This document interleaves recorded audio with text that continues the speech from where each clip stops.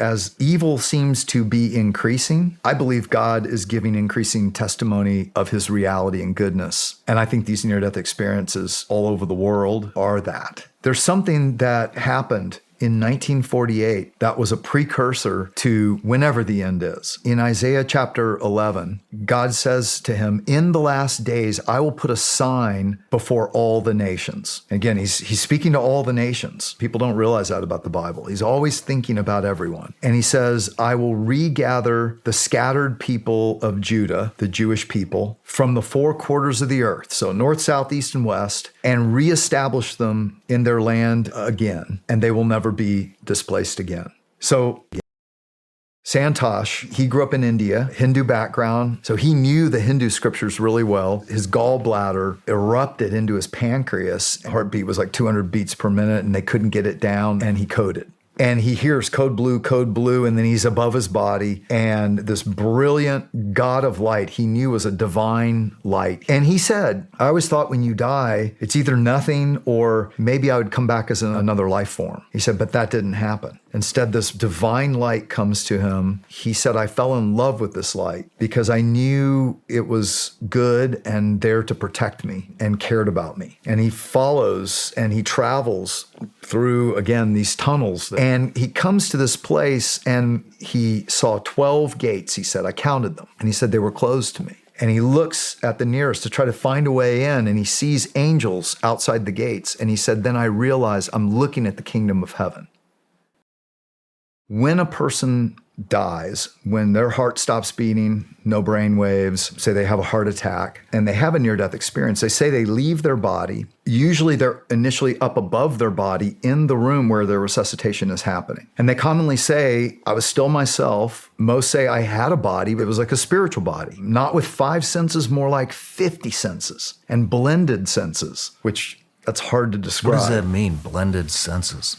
Say things like, it's not that I just saw it, I heard it. I didn't just smell it, but I could see the smell too. So the senses we think of sight, smell, touch, taste, an aroma would also have a sound to it. Okay. And a visual.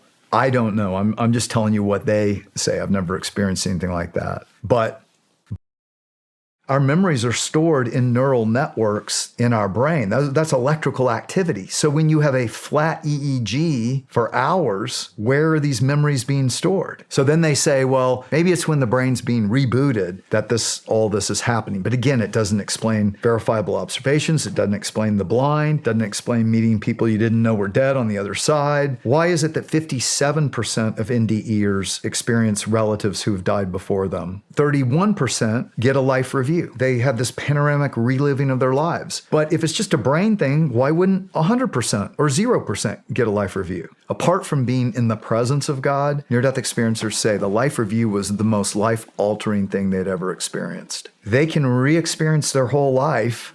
Like legitimately re-experience their entire life. Re-experience it. Not certain portions. No. Like from birth to death. Yes. And they say near-death experiencers are reticent to come forward. This is a sacred experience that is hard to describe in our three-dimensional terms. But even of those who have come forward, 23%, according to one study, came forward talking about having a hellish experience. For instance, I interviewed this atheist college professor. He was an art professor who was doing a tour with students in Europe. His lower duodenum ruptured. It was a weekend, so they couldn't find a surgeon. And after 8 hours, he died. Now, he thought when you die, it's just unplug the computer, screen goes blank, there's nothing. Like he doesn't realize he's dead because he's sitting there thinking, something happened. I feel wonderful. And he feels these new senses. And then he realizes he's in this darkness. And he calls it a darkness that's darker than black. And I've heard people commonly say that.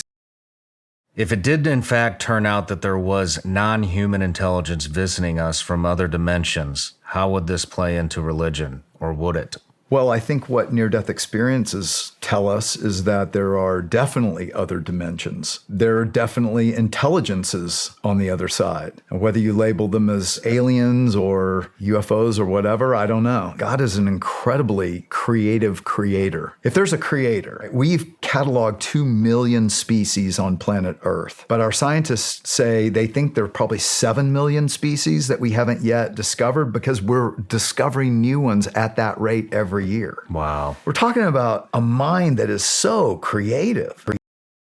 What people commonly say to me is that it was their whole life. And like Dr. Mary Neal said, it was like my life was laid bare for all its good and all its bad. Most people fear that. There are things in my life I don't want to sit there and watch before God. And then I started to realize, this is God. Do I really think I've been hiding? And that's the reality. No, he's been with you always. And when you start to realize the character of God, that God cares about us, like you care for your little son. And he has compassion and mercy, and he wants to help us. He's not a condemning. That's what Jesus said. I didn't come to condemn. That's what near-death experiencers commonly say. They say, God was not judging me. I was judging myself. God was unconditionally loving me and supporting me through this, learning about my life. Why do you think humanity does put God in that box where it is judgment, rules? I've always viewed him as an authority, like a The disciplinary. enforcer, the cosmic cop. Yeah. The cosmic cop. Well, I like that one. Yeah, like my friend likes to say, we look at God like he's sitting up there, and he's just a little bit perturbed and angry and like, is anybody having fun down there? Well, cut it out. Get back to work. Yeah. Where did that come from? Nothing could be further from the truth. You know what the last thing Jesus said his last night on earth before he knew he was going to be crucified? He said, I've told you these things so that my joy would be in you and your joy would overflow. Everything we love about this life, every good thing, every beautiful thing, all the pleasures, all the adventures, all the competition, where do we think we got the ability to experience good things like that?